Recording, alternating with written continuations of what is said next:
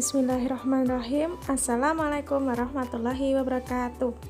Hai teman-teman, bagaimana kabarnya? Semoga kita selalu dalam lindungannya ya, amin. Kali ini kita akan belajar IPS, Ilmu Pengetahuan Sosial, yaitu tentang sumber daya energi dan pemanfaatannya. Tahukah kamu apakah sumber daya energi? Yaitu segala potensi atau kemampuan yang dapat digunakan untuk melakukan berbagai proses kegiatan. Sumber daya energi dibedakan menjadi dua, yaitu yang pertama, sumber daya energi yang tidak dapat diperbaharui. Yang kedua, sumber daya energi yang dapat diperbarui. Hari ini kita akan belajar satu dulu teman-teman, yaitu sumber daya energi yang tidak dapat diperbaharui. Apa sih? Yaitu adalah sumber energi yang apabila digunakan secara terus-menerus akan habis. Apa saja sih contohnya?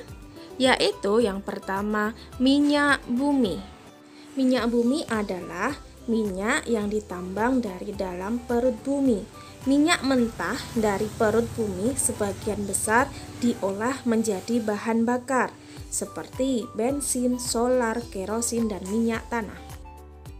Olahan minyak bumi yang berupa bensin bisa digunakan untuk bahan bakar mobil dan motor. Olahan minyak bumi berupa solar bisa digunakan untuk bahan bakar mesin diesel seperti truk, bis, traktor. Sementara itu, minyak tanah digunakan untuk bahan bakar industri, kompor sumbu, dan lain-lain. Cara memperoleh minyak bumi yaitu dengan cara menambang, dengan cara membuat sumur bor. Pengeboran dilakukan hingga kedalaman 3.000 sampai dengan 4.000 meter di bawah permukaan laut. Minyak mentah yang diperoleh dari dalam perut bumi kemudian dialirkan melalui pipa ke anjungan produksi.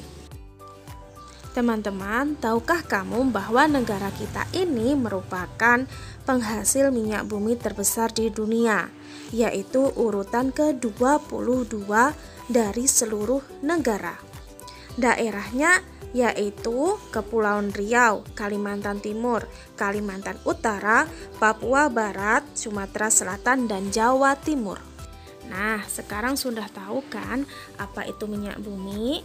Sekarang kita akan melangkah ke contoh yang kedua, yaitu batu bara. Bagaimana sih bentuknya batu bara itu, teman-teman? Ternyata seperti contoh gambar itu teman-teman, yaitu batuan berwarna hitam yang sangat keras dan dapat terbakar. Batu bara terbentuk dari endapan sisa-sisa tumbuhan dan hewan yang mati beberapa juta tahun yang lalu. Tahukah teman-teman bahwa batu bara itu disebut juga bahan bakar fosil? Kenapa demikian? Karena batu bara merupakan endapan sisa-sisa tumbuhan dan hewan yang tertimbun di bawah lumpur dan tanah, kemudian mengering. Endapan-endapan tersebut juga mendapat panas dan tekanan yang sangat kuat beberapa juta tahun lamanya, sehingga mengubahnya menjadi batu bara. Kemudian, manfaat dari batu bara adalah sebagai pembangkit tenaga listrik, kereta api bertenaga uap, dan sebagai bahan mentah untuk industri besi dan baja. Dan cara memperoleh batu bara yaitu dengan cara menambang. Penambangan dilakukan dengan cara mengebor jauh ke bawah lapisan tanah hingga mencapai ke lapisan batu bara. Daerah-daerah yang menjadi daerah terbesar penghasil batu bara adalah Bukit Asam di Sumatera Selatan, Kota Baru di Kalimantan Selatan, Sungai Berau di Kalimantan Timur, dan Ombilin di Sumatera Barat. Sekarang kita menuju contoh ketiga, yaitu gas alam. Sering juga disebut dengan gas bumi karena bahan bakar fosil dari proses endapan sisa-sisa tumbuhan dan hewan jutaan tahun yang lalu berbentuk gas dan sangat mudah terbakar, sehingga kita harus berhati-hati dalam penggunaannya.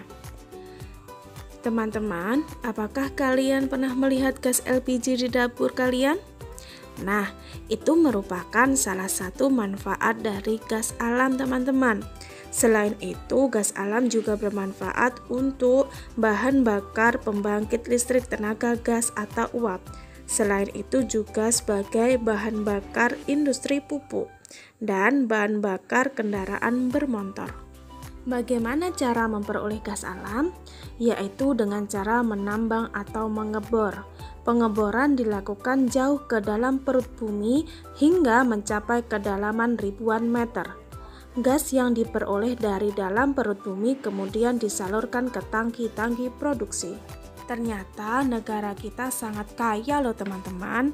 Selain penghasil minyak bumi, batu bara, ternyata Indonesia juga sebagai penghasil gas alam, yaitu diantaranya yang pertama, Bontang di Kalimantan Timur. 2. Lok Sumawe di Aceh. 3. Musi Banyu Asin di Sumatera Selatan. 4. Teluk Bintuni di Papua Barat. 5. Perairan Natuna di Kepulauan Riau. Dan beberapa daerah di Jawa Barat. Nah, itu semua adalah contoh dari sumber energi yang tidak dapat diperbaharui teman-teman. Semoga bermanfaat ya. Sekian dari Ustazah. Akhirnya, Assalamualaikum warahmatullahi wabarakatuh.